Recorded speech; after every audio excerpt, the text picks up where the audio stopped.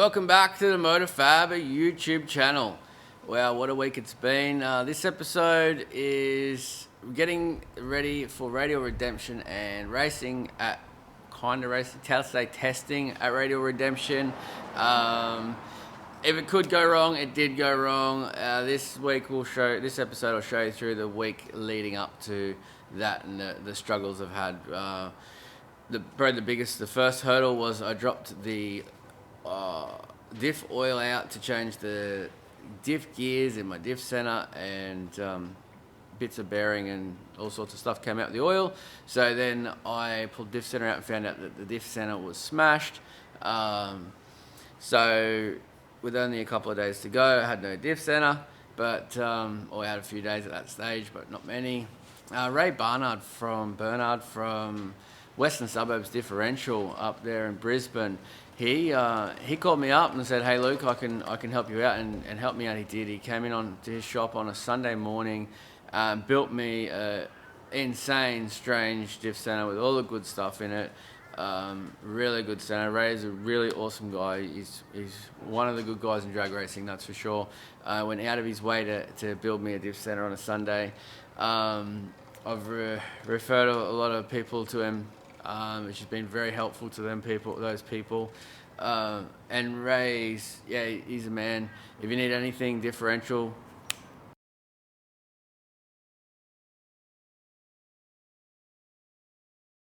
there's his details. Give Ray a call.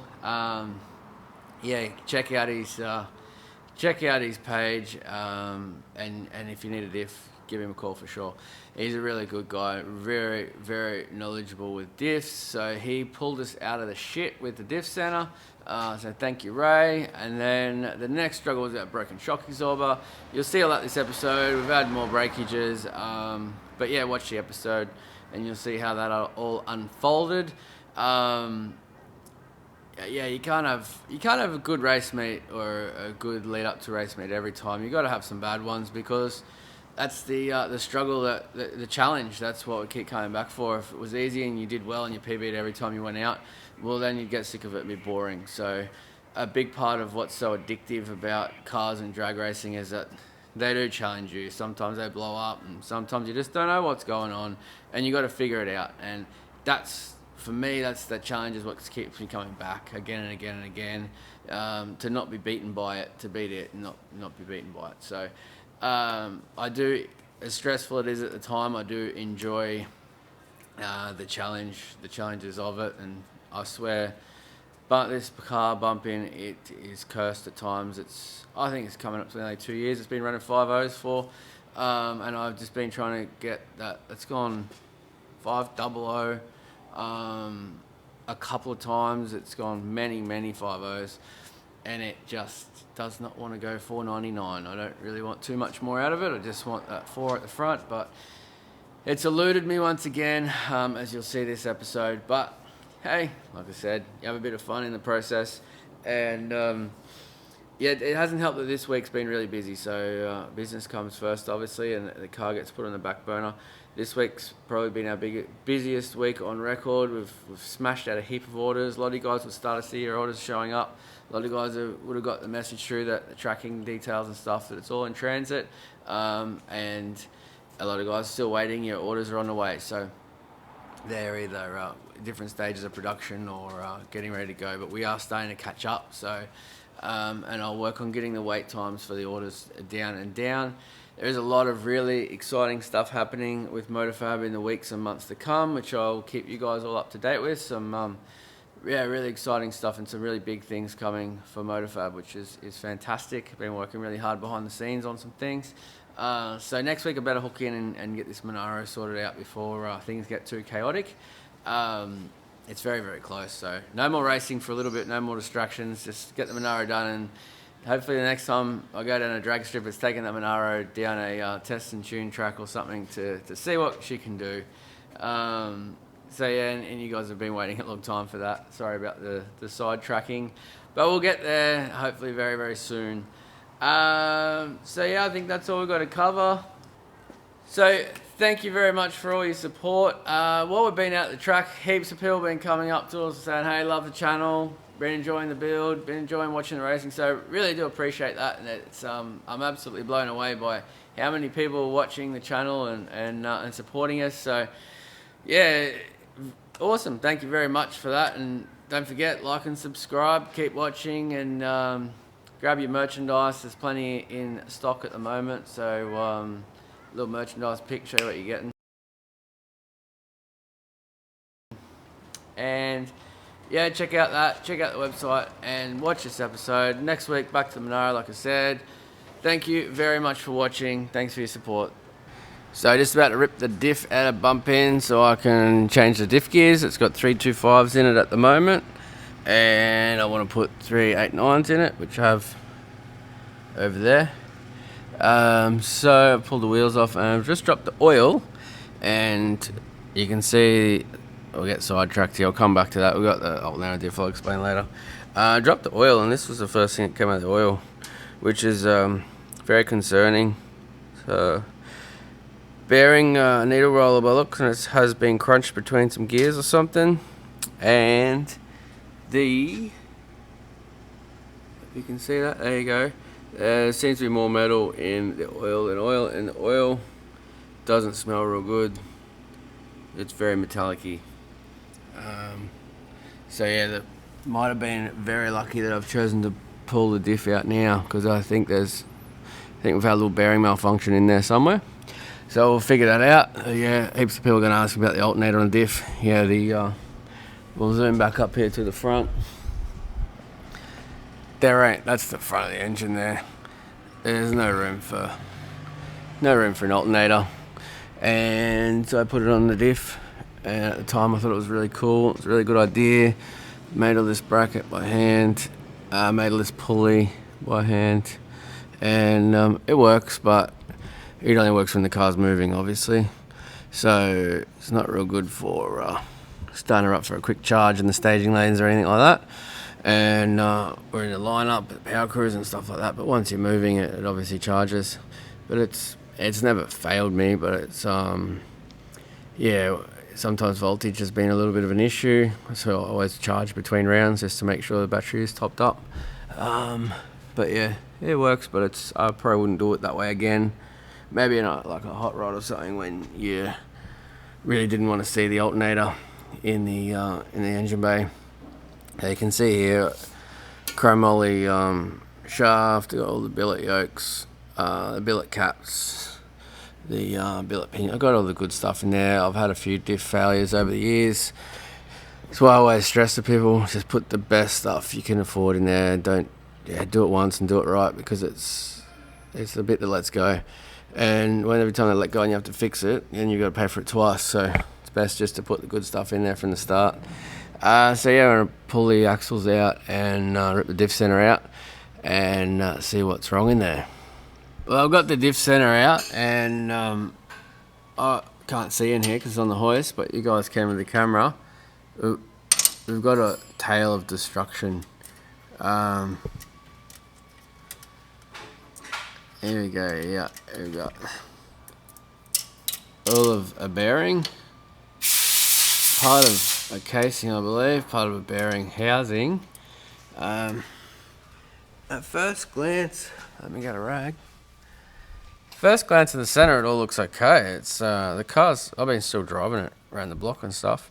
Doesn't make any noises and that, which is really odd. I think we've been collecting all those pieces, but I don't know if you guys are going to be able to see in there. Maybe you can see it's actually smashed. Oh, you can see from there. It's smashed out the back of the casing. So yeah, actually probably really lucky it rained at Warwick, because one more pass and that would have definitely flown apart. There's no bearing left in there, obviously. It's still inside the diff housing, and bits of bearing shell. Everything could lock the gears up, all sorts of bad things. A bit of a habit of getting lucky with this car. We've had a gudgeon pin break before and found it on a service rather than finding it when the engine flew apart. So now I've found the diff just because I pulled it out to change diff gears. But yeah, it was one more let go of the trans brake away from just absolutely smashing that rest of that casing out. And Yeah, that's lotto ticket stuff. I can't believe it's I've got away with it, but I have. So as you can see, the rest of the diff's all in pretty good order. It's just the case is not strong enough for what I was trying to do. With some more power. So this was a Yukon case. The strange ones are a lot stronger, so I'll put the strange case in there if I can get one. They're a little hard to get at the moment. We'll see what we can dig up and yeah, build a new diff center. Poor old BUMPIN, eh?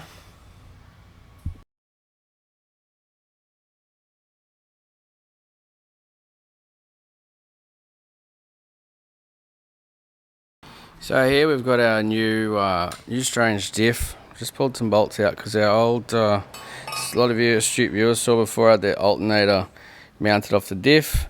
With just a couple of days to go to race, so I don't have time to change that. So, but unfortunately, I had the small bearing pinion support in the old diff, and I've got the big one, this one, because I've gone bigger with everything this time. So there are your beautiful case of strange ones.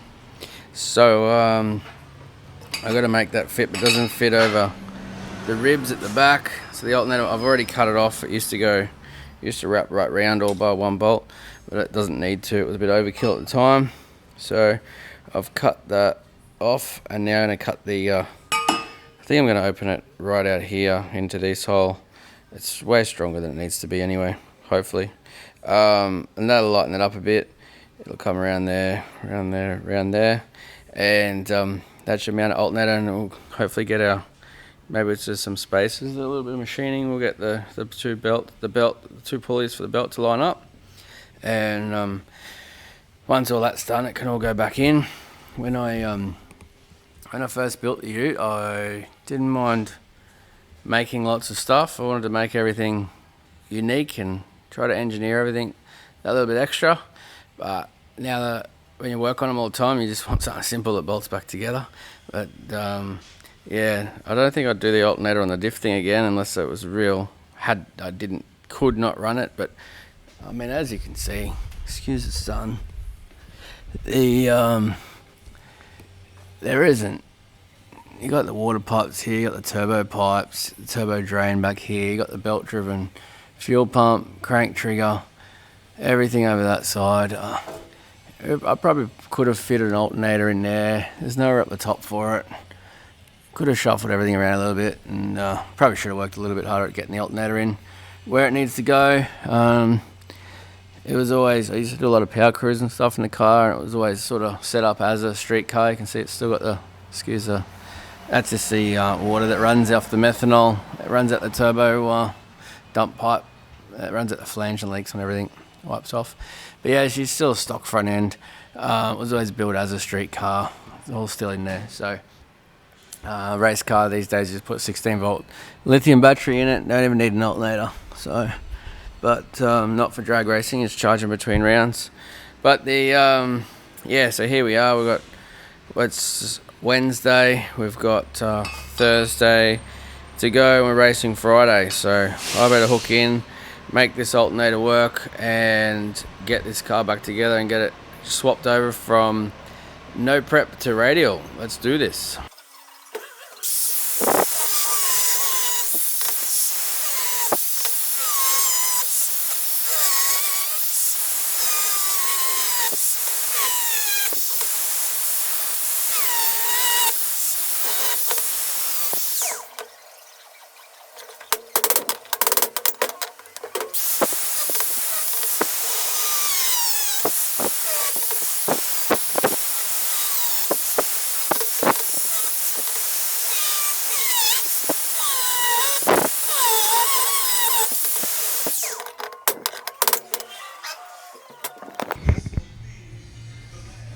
Right, so that's hot, quite clearly. Try that over here.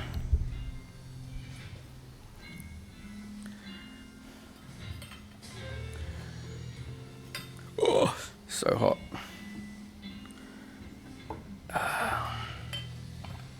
Beautiful. So that's gonna fit. I'll tidy it all up, make it pretty, Bolt it on, see what the alignment's like with the belt, see if we've got to put some little spacers or machine some off the back, and away we go. Right, so I got my bracket on, dummied up the alternator, so I got that tight there, and we're going to check the alignment of the belt. So we're going to run it flush there. So hang on, let me can't hold everything at once here. There you go, so we see we're a bit out of alignment, which when we had it on before we did have, I did have some washers in behind the bracket here. So we're going to do that again. I've got some thick washers there that were on there, but I think they're going to be too thick. Yeah, that'll be too thick. So what we'll do is we'll just put a normal high tensile washer in behind that plate, which will bring this alternator forward, which will line it up with that pulley better. So just easier to do all this off the car, I reckon. So I'll put those washers in behind there, check that alignment. If that's all good, we can start putting it back in the car. So there we go. I've tried 3 different size washers and I finally got one that lines up pretty much perfectly, so happy with that. And can pull it off now, put the center back in the car, clean all the shrapnel out of the diff housing first, and start putting it all back together. So there we go, new diff center in. That bad boy's got different diff gears. That was the whole reason why I popped the, if you remember, I popped the diff center out, dropped the oil and bits of bearings started falling out. The whole reason for that was to drop it out to change the gears. So it was broken, so now I've got a new center with new gears. So I've gone from a 325 to a 389. So I believe that's going to be a pretty drastic change, so time will tell. Hopefully it really wakes the old girl up. I'll put the shafts back in, alternator's back on a remanufactured bracket, and she's all ready to rock and roll. Just got to put the axles in, sorry. A couple big holes there. So I'll put the, I've got to go now. Let's run out of daylight and run out of time. So I'll go home and axles in tomorrow. I finished getting all the diff back in. I was a bit messy with the silicone because I was in a hurry. All done, I think I showed you that. Got my slicks off, radials on, adjusted my suspension. I'll go through that all with you later. So it's all going back together. So I've started my service and dropped the transmission fluid, which is pretty, you can't really see that, pretty manky. Got it hot a few times, obviously. It was so slow. I think I might have figured that out. We'll get back to that later too. And just going over the car, it's pretty dirty. And going over to do a service, we'll drop the oil, drop the trans fluid, clean the filter, do the rockers, and unfortunately during that I've noticed you might see the shock is snapped clean enough. So yeah, it's not good. So we're gonna have to sort that out. We'll get back to it. So poor old BUMPIN is getting them pulled apart. You can see there we've snapped the shaft off the shock absorber. I think it might have been in the trailer on the way home. I was driving a little bit fast over some of the bumps on that bad road. So we're going to try to pull it apart, see if we can get another shock in there or fix this. I don't know what to do yet. We'll work that out as we go. So it's, what, 5:30 Thursday afternoon, and tomorrow lunchtime it needs to be in the trailer to go racing. So we've got a bit of a night ahead. We'll sort something out. Right, so here we are. The top of the shaft was snapped off. So this is the part where you turn off, because this is not how Motorfab does stuff. This is how Luke does stuff the night before race day in a hurry. So we're just going to weld the broken shaft back together, and you can see that the oil is smoking. I'm not even going to pull it apart. I'm just going to do a little bit by bit and try to keep the heat out of it and not cook that seal. Still warm at the moment. It is warm, but it's not hot enough to melt the seal. Dodgy as shit, but after an 80 odd hour week and you're tired and you got to get this thing ready for tomorrow, you just you just do what you got to do sometimes. So well, race cars getting slapped back together, so we'll fix this properly after the race meet, but for now he's going to weld it together and fingers crossed it holds and doesn't snap again, but I think it'll be right. There she is. Bumpin is kind of ready. We've got a dodgy shock on that side. When it snapped the shaft, it smashed the seal. It's not doing what it's supposed to do, but I don't have another one that fits, so I'm just going to try to do the best that I can. The risk with that is it might try to wheel stand really bad, so I guess I have to ease into it and see how it reacts first. Different diff gears, it's going to be a lot more aggressive than normal. I've done rockers, oil, transmission fluid, new diff gears, new diff oil, so it's all back up and running. We're just packing now, getting ready to go. I have worked on this thing every night this week, trying to get a few little things that I wanted to change. Obviously we've had a few breakages. The shock was a big drama. I had to pull the shock apart, weld the shaft up as you saw. I'm not very happy with it, but it's in there. Trailer's out there. We're getting ready to go. And yeah, that'll be it for the shop. We're going to load up the car and get to the track. We've only got a few hours until Friday testing starts. So as you guys have probably all seen on social media, yes, we've been called out by Spot On Performance and their VL after I beat him at the no prep race. Yeah, it's a tough one. It's fantastic competitor, Andy, and it was a fantastic race. I had an absolute ball. Bumpin's at a bit of an advantage on, well, no, I wouldn't say advantage. It levels the playing field a little because it doesn't have the horsepower that he's got, and no prep, you can't really use the horsepower. So it was a tuner's game, and I just had a little tiny bit better on the day. Now he wants to race me on a radial track, so he's got a lot more power. He's a lot more better suited to radial than I am. But I won't back down from the race, so I'll give it a go. Yeah, let's talk through money and all sorts of stuff. I'm not racing for money. Let's just keep it friendly, and I'll go out there and have a good time. And then everyone goes home after having a good time. So we've changed diff gears. Other than that, it's always run 5.0. Tuning and diff gears is all I'm going to do differently, and hopefully I can get... my main concern is I just want to go there and get my first 4, which I'm really excited to try for. Really hoping I can get that 4. Pretty excited about that. The shock is making life difficult. That's going to make life very hard to get around that and make it work, I think, but I don't really have too many choices, so just going to do what I can do. Got there and have a good time, most of all. And hey, sometimes Bumpin just pulls some crazy wins, so you never know. You can't write it off. But yeah, that car's around 460s. We've only gone 5.0, so there's a big gap in a radial race between us.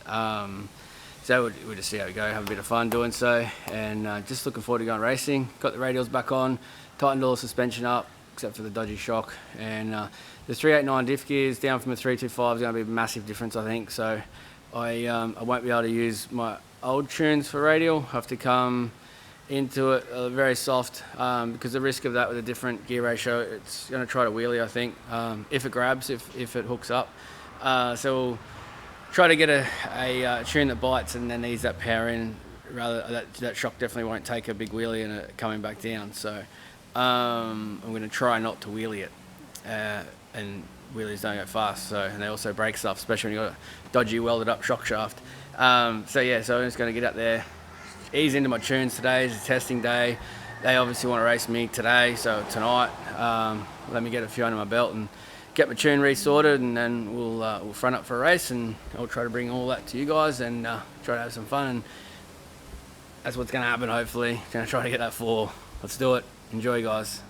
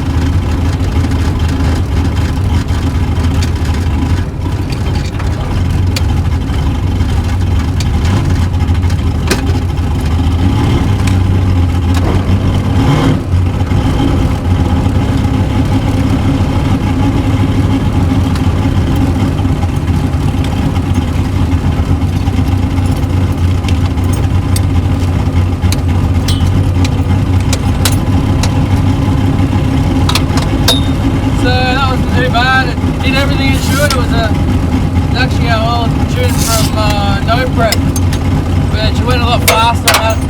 I can see the scoreboard. This is quarter mile time. You can actually see the time when you cross the 8th mile. So I know it went 5:1, which was good. It was a lazy tune. It's only got 28 pounds of boost in it. Normally we'd run 30, 35 plus, but yeah, no, I was really happy with that. We're just pulling here and get our time slip. And yeah, that was pretty good for what it was. So I wasn't sure if it was going to wheelie or not. It was lazy on the hit, so now we'll put some power in it. It's doing everything it should.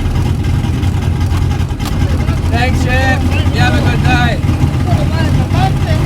Nah, they're not hooked up, mate. It's ballast. See you, brother.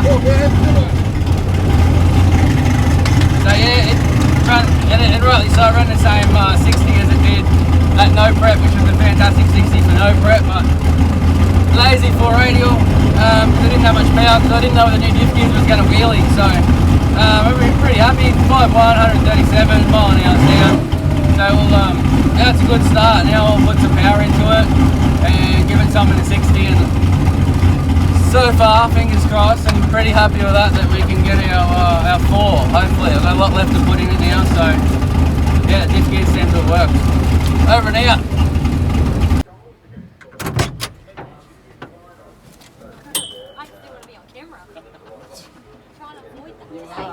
It's rolling it down. That's alright. Say hello. Say hello to the Motorcycle YouTube channel. Nah, good. Trying to avoid them all. Ah, you'll be right. Show my fat side.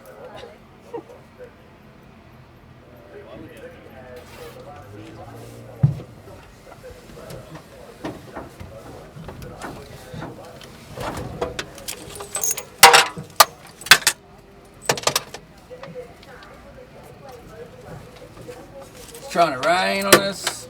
It's all happening. We're not suited up. Nothing like a last minute rush, eh?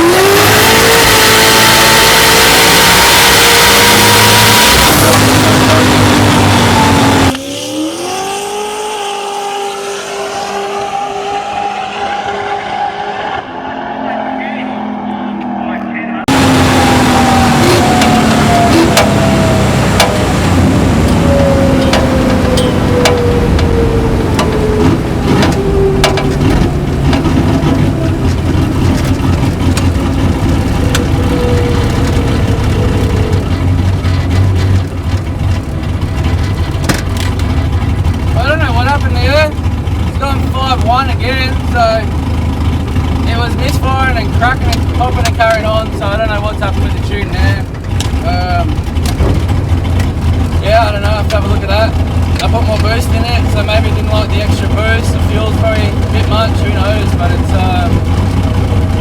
not quite right with the old girl. So left on the start, so that's a good thing. Go back, have a look at the data, and I know it's dark and you guys can't see shit, you can probably hear me. Go back and see if we can, I think what's happening, a lot of it is it's taking so long to come up and boost. I don't know what the hell's wrong with it there. It's always come up slow, but not this slow.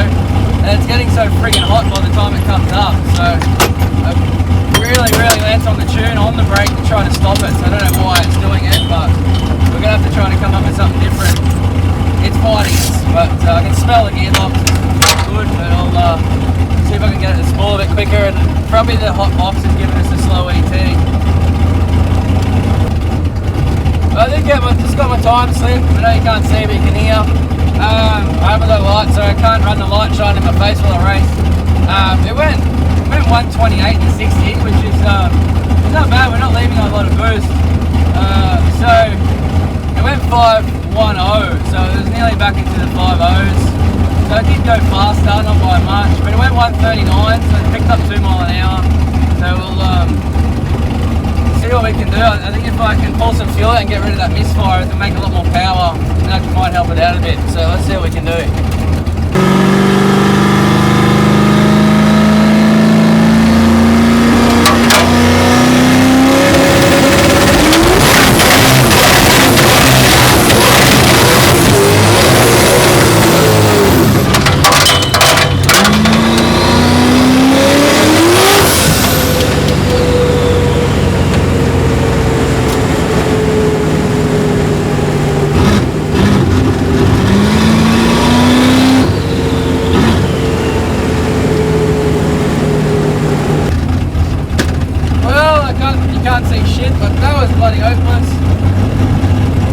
I finally got the power that I wanted on the start line and knocked the tyres off, so which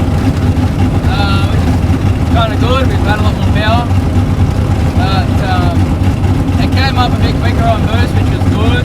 Still slow, still cooked the box, and yeah, this car is frustrating me, it's fighting me, but I don't like the box is getting so hot. It really is hot.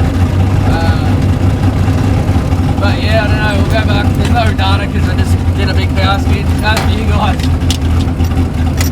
It'll probably be our last run for the night, so I may as well have some fun. But yeah, it's a little spicy on the start line. That's the biggest tune-up I've ever tried to leave the start line with, so we'll pull it back a bit and see if we can sneak another round in. Back it down a bit and try and get it to stick. So let's go have a look. Well, Chevy, what do you reckon, mate? It's hot, yeah. It's race day, and after a massive struggle to get bumping ready this week, first we had the broken diff, then we had the broken shock absorber, a few other little minor hiccups along the way, not to mention a shitload of work to get done and try to stay back late at night and do this thing. And then we got 3 hits into the testing, I think, and it was a nightmare to come up on boost. Every time the converter was just something wrong with it, and then the problem was once it got up on boost, there was so much heat in it, transmission was cooked, and it was it wouldn't ET. It went best of 510, which was not making sense because there's a lot more power than what it's ever run before, and it's gone faster than that. So I knew something was not right with the converter, and then we got it ready for the next round to find, as you're about to hear.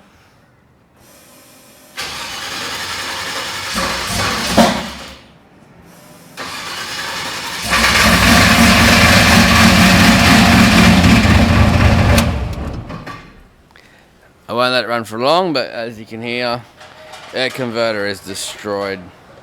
Something's flown apart in there. I don't know what. That converter is going in the bin. I've had enough of it. It's been nothing but a thorn in my side for the last however many years. It's been cut and cleaned and fixed. I think 8 or 9 times now, and clearly I just can't get it right. So it's going in the bin. I'm gonna put another converter in there, and yeah, I think that's probably our last it's definitely our last radial meet for the year, so there's no real great rush to fix it. I'm a bit worn out of it all, poor old thing, but yeah, it was a very disappointing way to finish. The stinks of cooked transmission fluid, but yeah, it's a very disappointing way to finish. I really did give it my all. I really did try for that 4. I worked my butt off this week to try to make it happen, and yeah, as soon as we got to the track, before the noise started, it just wouldn't spool, so I knew something was going on, but we've checked over the engine, checked everything like that to make sure that the noise was definitely coming from the converter and from under the car. Yes, it's just making a hell of a racket under there. Engine looks good, oil looks good, rockers look good, so the engine's okay. The gearbox was still driving, so it's okay, but the converter is just making a hell of a noise, so I'd say something's come apart inside there. Yeah, it doesn't like the abuse and it won't do what it's designed to do, so we'll pull it out, fix it up. I'm really sorry for you guys I couldn't get that 4 for you. I'm disappointed it didn't happen, but racing is literally just about to start, and Willowbank, we're down here in the Gold Coast. I brought it back to the shed. There was no point trying to race it like that. Obviously, it's with that noise, it's terminal, but yeah, we'll keep you updated on the progress and what to from here, but for now it's probably a relaxing day watching the racing, I'd imagine.